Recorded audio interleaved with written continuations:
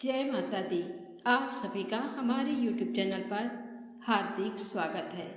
आज से प्रतिदिन सुने श्रीमद् देवी भागवत पुराण की कथाएं, तो कृपया इसे पूरा अवश्य सुने, क्योंकि पुराणों की कथाएं यदि आप आधा अधूरा सुनते हैं तो उसका पुण्य फल नहीं प्राप्त होता है। तो आइए कथा को शुरू करते हैं। ऋषिगण बोले, हे सूत जी, हे महामते, हे व्यास शिष्य, आप दीर्घजीवी हों। आप हम लोगों को नानाविध पुण्य प्रदायनी एवं मनोहारिणी कथाएं सुनाते रहते हैं। हम लोग अब ऐसी परम पावन कथा सुनना चाहते हैं जो बिना प्रयास के ही मनुष्यों को भोग एवं मोक्ष प्रदान करने में पूर्ण रूप से सहायक हो। हे महाभाग, अतः आप उस कथा का वर्णन करें जिसके द्वारा मानव कलयुग में भी सिद्धियां प्राप्त कर ले, क्योंकि हम आपसे बढ़कर किसी अन्य को नहीं जानते हैं जो हमारी शंकाओं का निवारण कर सके। सूत जी बोले, हे महाभाग ऋषियों, आप लोगों ने लोक कल्याण की भावना से अत्यंत उत्तम प्रश्न किया है। अतः मैं आप सभी के लिए समस्त शास्त्रों का जो सार है उसे पूर्ण रूप से बताऊंगा। ऋषिगण बोले, हे वक्ताओं में श्रेष्ठ महाभाग सूत जी, आप हमें बताएं कि वह श्रीमद् देवी भागवत पुराण कैसा है, उसके श्रवण की विधि क्या है, उस पुराण को कितने दिनों में सुनना चाहिए, उसके श्रवण की अवधि में पूजन विधान क्या है, प्राचीन काल में किन किन मनुष्यों ने इसे सुना और उनकी कौन कौन सी कामनाएं पूर्ण हुई। सूत जी बोले, प्राचीन काल में पराशर ऋषि द्वारा सत्यवती के गर्भ से विष्णु के अंश स्वरूप मुनि व्यास उत्पन्न हुए, जिन्होंने वेदों का 4 विभाग करके उन्हें अपने शिष्यों को पढ़ाया। उन भगवान व्यास मुनि ने 18 पुराणों एवं महाभारत का प्रणयन करके सर्वप्रथम मुझे ही पढ़ाया। उन पुराणों में श्रीमद् देवी भागवत पुराण भोग एवं मोक्ष को देने वाला है। व्यास जी ने राजा जन्मेजय को ये पुराण स्वयं सुनाया था। पूर्व काल में इन जन्मेजय के पिता राजा परीक्षित तक्षक नाग द्वारा काट लिए गए। अतः पिता की शुभ गति के लिए राजा ने तीनों लोकों की जननी देवी भगवती का विधिवत पूजन अर्चन करके 9 दिनों तक व्यास जी के मुखार बिंद से इस श्रीमद् देवी भागवत पुराण का श्रवण किया। इस नवाह यज्ञ के संपूर्ण हो जाने पर राजा परीक्षित ने उसी समय दिव्य रूप धारण करके देवी का सालोक्य प्राप्त किया। राजा जन्मेजय अपने पिता की दिव्य गति देखकर और महर्षि वेद व्यास की विधिवत पूजा करके परम प्रसन्न हुए। सभी 18 पुराणों में ये श्रीमद् देवी भागवत पुराण सर्वश्रेष्ठ है और धर्म अर्थ काम तथा मोक्ष को प्रदान करने वाला है। जो लोग सदा भक्ति श्रद्धा पूर्वक श्रीमद् देवी भागवत की कथा सुनते हैं उन्हें सिद्धि प्राप्त होने में रंच मात्र भी विलंब नहीं होता। इसलिए मनुष्यों को इस पुराण का सदा पठन श्रवण करना चाहिए।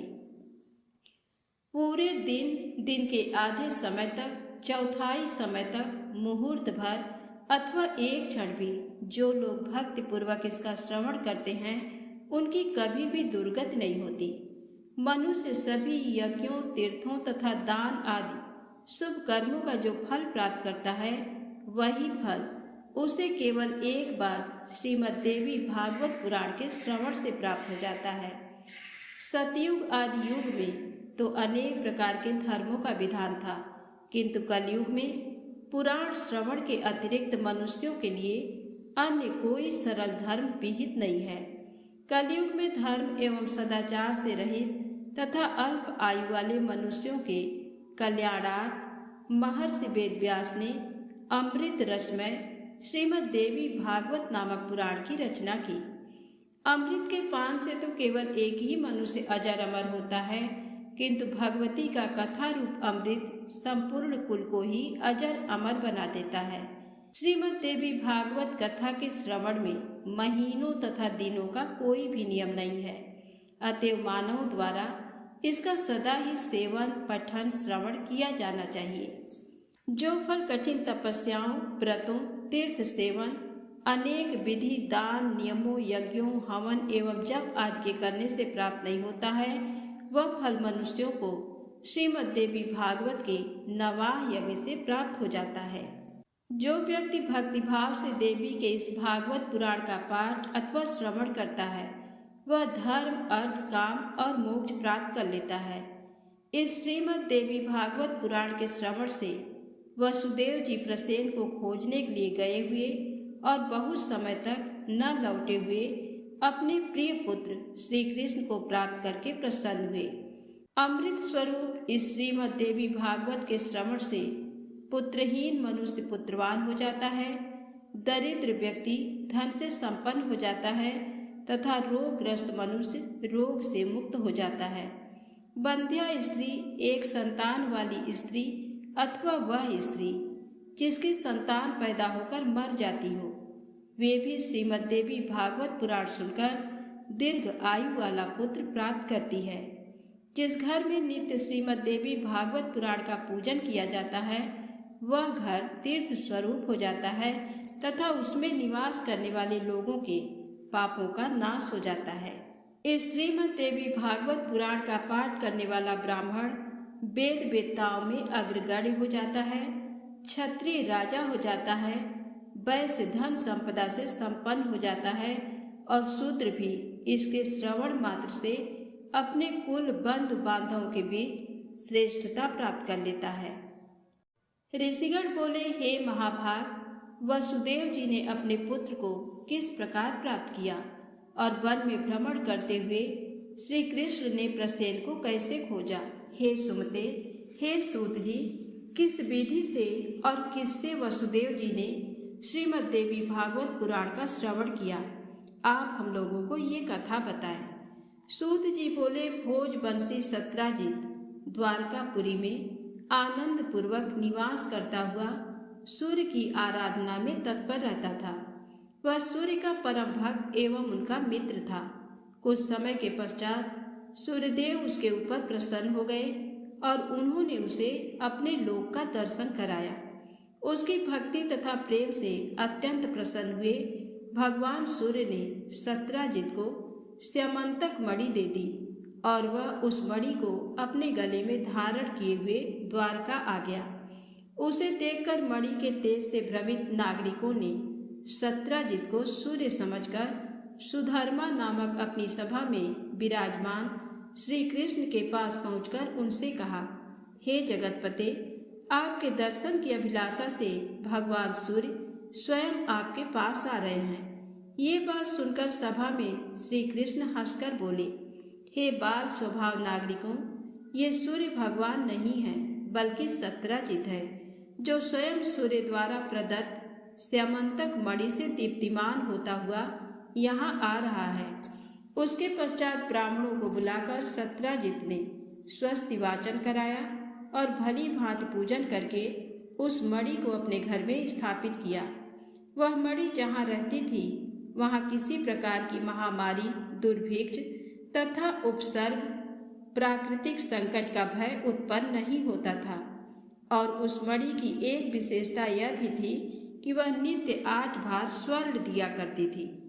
तदनंतर एक दिन सत्राजित के भाई प्रसेन ने उस मणि को गले में धारण कर सिंधु देशीय घोड़े पर सवार होकर आखेट के लिए वन की ओर प्रस्थान किया। वहां वन में किसी सिंह ने उसे देखा और घोड़े सहित प्रसेन को मारकर सिंह ने वह मणि स्वयं ले ली। इसके पश्चात महाबली ऋक्षराज जाम्बवान ने मणि धारण करने वाले उस सिंह को अपनी गुफा के द्वार पर देखकर और उसे मारकर मणि स्वयं ले ली। पराक्रमी ऋक्षराज ने वह मणि खेलने के लिए अपने पुत्र को दे दी और वह बालक भी उस प्रदीप्त मणि को पाकर उसके साथ खेलने लगा। कुछ काल बीतने पर भी प्रसेन के वापस न लौटने पर सत्राजित अत्यंत दुखी हुआ और सोचने लगा कि मणि लेने की इच्छा से न जाने किसने प्रसेन को मार डाला। इसी बीच द्वारकापुर में नागरिकों की पारस्परिक बातचीत से किसी प्रकार ये किंवदंती फैल गई कि मणि के लोभ के वशीभूत श्री कृष्ण ने ही प्रसेन का वध किया है। श्री कृष्ण ने भी जब अपने विषय में अपयश की वह बात सुनी तो उन्होंने अपने ऊपर लगे हुए कलंक के परिमार्जन हेतु प्रसेन को खोजने नागरिकों के साथ प्रस्थान किया। वन में पहुंचने पर श्री कृष्ण ने सिंह द्वारा मारे गए प्रसेन को देखा और तदनंतर गिरे हुए रक्त बिंदुओं से चिन्हित मार्ग का अनुसरण करके सिंह को खोजते हुए वे कुछ दूर गए। इसके पश्चात एक गुफा के द्वार पर मरे हुए सिंह को देखकर भगवान श्री कृष्ण करुणा युक्त वाणी में नागरिकों से बोले, मणि का हरण करने वाले को खोजने के लिए मैं इस गुफा के भीतर प्रवेश कर रहा हूँ। जब तक मैं वापस न आ जाऊँ तुम लोग यहीं पर ठहरो। वे द्वारकावासी ठीक है ऐसा बोलकर वहीं पर ठहर गए और श्री कृष्ण गुफा के भीतर प्रविष्ट हुए, जहाँ जाम्बवान का घर था। तत्पश्चात वहाँ पहुँचने पर श्री कृष्ण ने ऋक्षराज के पुत्र को मणि धारण किए देखकर मणि को छीनना चाहा। इस पर उसकी धात्री धाय भयभीत होकर चिल्लाने लगी। तब धात्री की आवाज़ सुनकर जाम्बवान तुरंत वहां आ गया और वह अपने पूर्व स्वामी श्री कृष्ण के साथ दिन रात निरंतर युद्ध करने लगा। इस प्रकार उन दोनों के बीच 27 दिनों तक भयंकर युद्ध हुआ। इधर द्वारकावासी गुफा के द्वार पर 12 दिनों तक तो श्री कृष्ण के आगमन की प्रतीक्षा करते हुए ठहरे रहे, किंतु इसके बाद वे भयभीत होकर अपने अपने घर चले गए और वहां पहुंचकर उन्होंने लोगों से सारा वृत्तांत कहा। द्वारकापुरी के सभी नागरिक ये सब सुनकर सत्राजित की भर्त्सना करते हुए अत्यंत शोक विह्वल हो गए। महाभाग वसुदेव जी अपने पुत्र का वह समाचार सुनकर परिवार सहित महान शोक से मूर्छित हो गए और बार बार सोचने लगे कि मेरा कल्याण किस प्रकार से हो। उसी समय ब्रह्मलोक से देवर्षि नारद वहां आ गए। वसुदेव जी ने उठकर उन्हें प्रणाम करके विधिवत उनकी पूजा की।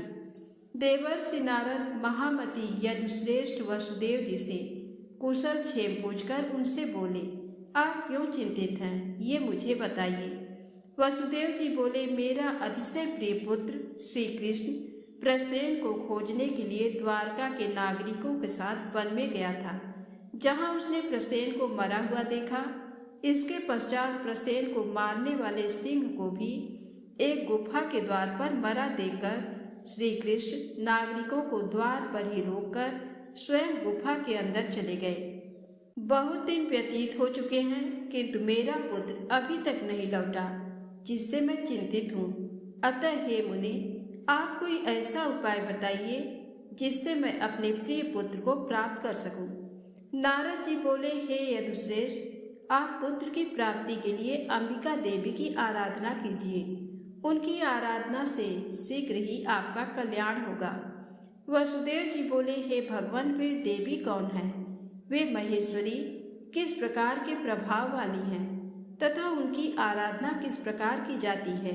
हे देवर्षि, कृपा करके ये बताएं। नारद जी बोले, हे महाभाग वसुदेव, देवी के अतुलित महात्म का विस्तार पूर्वक वर्णन करने में कौन समर्थ है, अतः मैं संक्षेप में ही कह रहा हूँ, आप उसे सुने। जो भगवती शाश्वत सच्चिदानंद स्वरूपा और परात्पर तरा देवी हैं तथा जिनके द्वारा ये जगत व्याप्त है, जिनकी आराधना के प्रभाव से ही ब्रह्मा इस चराचर सृष्टि की रचना करते हैं, जिनका स्तवन करके भगवान विष्णु मधुकैटभ के भय से मुक्त हुए तथा जिनकी कृपा से वे विश्व का पालन पोषण करते हैं, जिनके कृपा कटाक्ष मात्र से भगवान शंकर जगत का संहार करते हैं और जो संसार के बंधन की कारण रूपा हैं, वे ही मुक्ति प्रदान करने वाली हैं। वे ही परम विद्या स्वरूपा हैं और वे ही समस्त ईश्वरों की भी ईश्वरी हैं।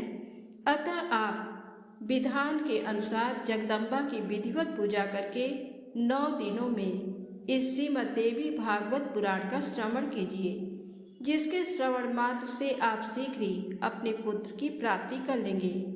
इस पुराण का पाठ तथा श्रवण करने वाले मनुष्यों से भोग एवं मोक्ष दूर नहीं रहते। नारद जी के ऐसा कहने पर वे वसुदेव जी मुनिश्रेष्ठ नारद को प्रणाम करके अत्यंत प्रेम पूर्वक कहने लगे, वसुदेव जी बोले, हे भगवान, आपके इस कथन से देवी महात्म से संबंधित एक अपना वृत्तांत मुझे याद आ गया। मैं उसे कह रहा हूँ, आप सुनिए। पूर्व काल में पापी कंस ने आकाशवाणी के माध्यम से देवकी के 8वें गर्भ से अपनी मृत्यु जानकर भयभीत हो भार्या सहित मुझको बंदी बना लिया। तदनंतर मैं अपनी पत्नी देवकी के साथ कारागार में रहने लगा और पापी कंस भी मेरे पैदा होने वाले पुत्रों को एक एक करके मारता रहा। इस प्रकार जब कंस के द्वारा मेरे 6 पुत्र मार डाले गए, तब मेरी निर्दोष भार्या देवी देवकी अत्यंत शोकाकुल हो उठी और दिन रात दुखी रहने लगी। तत्पश्चात गर्ग मुनि को बुलाकर उनका अभिवादन तथा पूजन करके पुत्र प्राप्ति की कामना से मैंने उनसे देवकी का दुख बताकर कहा, हे भगवान, हे दया सिंधु, हे मुनिवर, आप यदुकुल के गुरु हैं, अतः मुझे आयुष्मान पुत्र की प्राप्ति का कोई उपाय बताइए। इसके अनंतर दया निधान गर्ग जी प्रसन्न होकर मुझसे कहने लगे। गर्ग जी बोले, हे महाभाग वसुदेव, अब आप उस सर्वश्रेष्ठ साधन को सुनिए जो भगवती दुर्गा अपने भक्तों की दुर्गति का विनाश कर देती हैं। आप उन कल्याणकारिणी देवी की आराधना कीजिए, इससे शीघ्र ही आपका कल्याण होगा, क्योंकि उनकी आराधना से सभी लोगों की समस्त कामनाएं पूर्ण हो जाती हैं। दुर्गा की उपासना करने वाले मनुष्यों के लिए संसार में कुछ भी दुर्लभ नहीं है। गर्ग मुनि के ऐसा कहने पर मैं प्रसन्न हो गया और अपनी पत्नी सहित मुनि श्रेष्ठ गर्ग को परम श्रद्धापूर्वक प्रणाम करके दोनों हाथ जोड़कर मैंने उनसे कहा।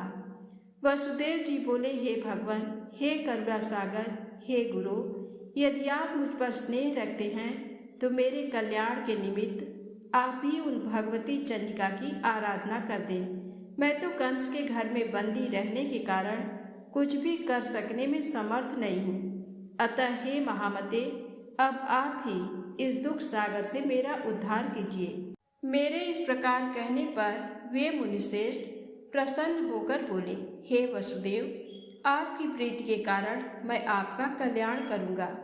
मेरे द्वारा प्रीतिपूर्वक प्रार्थना किए जाने के उपरांत गर्ग मुनि देवी दुर्गा की आराधना की इच्छा से ब्राह्मणों के साथ विंध्य पर्वत पर चले गए। वहां जाकर जप एवं पाठ में तत्पर रहते हुए गर्ग मुनि जगत की मातृ स्वरूपा और भक्तों की कामनाओं को पूर्ण करने वाली भगवती की आराधना करने लगे। जब पूजन आदि अनुष्ठानों की समाप्ति के पश्चात आकाशवाणी हुई कि हे मुने, मैं प्रसन्न हो गई हूँ, अतएव तुम्हारे कार्य की सिद्धि होगी। समस्त प्रकार के पाप एवं अनाचार स्वरूप पृथ्वी के भार का नाश करने के लिए मुझसे प्रेरणा प्राप्त कर स्वयं भगवान विष्णु अपने अंश से वसुदेव की भार्या देवकी के गर्भ से अवतार लेंगे। कंस के भय से वसुदेव जी उस शिशु को लेकर शीघ्र ही गोकुल में नंद के घर पहुंचा देंगे और वहां से यशोदा की कन्या को लाकर अपने घर में राजा कंस को दे देंगे। तब कंस उस कन्या को मारने के लिए उसे पृथ्वी पर पटक देगा। तदनंतर उसके हाथ से छूटकर मेरी अंश स्वरूपा वह कन्या तत्क्षण अलौकिक रूप धारण करके विंध्य पर्वत पर चली जाएगी और निरंतर जगत का कल्याण करेगी। इस प्रकार उस आकाशवाणी को सुनकर गर्ग मुनि भगवती जगदम्बा को प्रणाम करके प्रसन्न मन से मथुरापुरी आ गए। आचार्य गर्ग के मुख से महादेवी के वरदान की बात सुनकर मैं पत्नी सहित अत्यंत प्रसन्न हुआ और परम आनंद विभोर हो उठा। तभी से मैं देवी के अत्युत्तम महात्म को जान रहा हूँ और हे देवर्षि, आज भी आपके मुखार बिंद से मैंने वही देवी महात्म सुना है।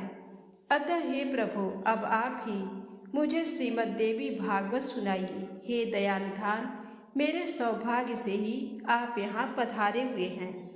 वसुदेव जी का वचन सुनकर प्रसन्न मन वाले नारद जी ने शुभ दिन एवं शुभ नक्षत्र में श्रीमद् देवी भागवत की कथा आरंभ की। कथा में आने वाली विघ्न बाधाओं के समनार्थ ब्राह्मण देवी के नवाक्षर ओम ऐं ह्रीं क्लीं चामुंडाय विजय मंत्र का जप तथा मार्कंडेय पुराण में वर्णित देवी स्तोत्र का पाठ करने लगे। प्रथम स्कंद के आरंभ से ही वसुदेव जी देवर्षि नारद के मुख से निःसृत अमृत स्वरूप श्रीमद् देवी भागवत पुराण का भक्ति पूर्वक श्रवण करने लगे। 9वें दिन कथा की समाप्ति होने पर महामनस्वी वसुदेव जी ने श्रीमद् देवी भागवत ग्रंथ तथा कथावाचक दोनों की प्रसन्नता पूर्वक पूजा की। उधर कंदरा में श्री कृष्ण तथा जाम्बवान के बीच चल रहे युद्ध में श्री कृष्ण के मुष्टिका प्रहारों से जाम्बवान का शरीर अत्यंत शिथिल पड़ गया था। उसी समय जाम्बवान को भी पूर्व काल की घटनाएं याद आ गईं और भगवान श्री कृष्ण को परम भक्ति के साथ प्रणाम करके अपने अपराध के लिए क्षमा याचना करते हुए उसने श्री कृष्ण से कहा, अब मुझे ज्ञात हो गया कि आप रघुश्रेष्ठ श्री राम ही हैं, जिनके भयंकर कोप से सागर तथा लंका नगरी दोनों क्षुब्ध हो गए थे और रावण अपने बंधु बांधवों सहित मारा गया था। हे श्री कृष्ण, वे राम आप ही हैं, अतः मेरी धृष्टता को क्षमा करें। मैं आपका सर्वथा सेवक हूँ, अतएव मेरे योग्य जो भी कार्य हो उसके लिए मुझे आदेश दीजिए। जाम्बवान का वचन सुनकर जगतपति श्री कृष्ण बोले, हे ऋक्षराज, मणि प्राप्त करने के लिए हम लोग इस कंदरा में आए हुए हैं। तत्पश्चात ऋक्षराज जाम्बवान ने श्री कृष्ण की विधिवत पूजा करके स्यमंतक मणि तथा अपनी पुत्री जाम्बवती उन्हें प्रसन्नता पूर्वक अर्पित कर दी। श्री कृष्ण ने जाम्बवती को पत्नी के रूप में अंगीकार करके मणि को गले में धारण कर लिया और ऋक्षराज जाम्बवान से विदा लेकर वे द्वारिकापुरी के लिए प्रस्थित हुए। उधर द्वारिका में उदार हृदय श्री वसुदेव जी ने श्रीमद् देवी भागवत पुराण कथा की समाप्ति के दिन ब्राह्मणों को भोजन कराया तथा नाना विधि दक्षिणाओं से उन्हें संतुष्ट किया। जिस समय वे ब्राह्मण वसुदेव को आशीर्वचन प्रदान कर रहे थे, उसी समय भगवान श्री कृष्ण मणि धारण किए हुए पत्नी जाम्बवती के साथ वहां आ पहुँचे। भार्या सहित भगवान श्री कृष्ण को देखकर वसुदेव जी तथा उपस्थित जन समूह की आंखें हर्षातिरेक के अश्रु से परिपूर्ण हो गईं और वे परम आनंदित हुए। देवर्षि नारद भी श्री कृष्ण के आगमन से हर्षित हुए और उन्होंने वसुदेव जी तथा श्री कृष्ण से विदा लेकर ब्रह्म सभा के लिए प्रस्थान किया। जो मनुष्य निष्कपट भक्ति एवं शुद्ध हृदय से भगवान के इस विख्यात तथा कलंक नाशक चरित्र का पाठ एवं श्रवण करता है, वह पूर्ण सुखी हो जाता है। जगत में उसकी सभी कामनाएं पूर्ण हो जाती हैं तथा मृत्यु के अनंतर वह मोक्ष पद प्राप्त करता है। तो प्रेम से बोले, माता रानी की जय हो।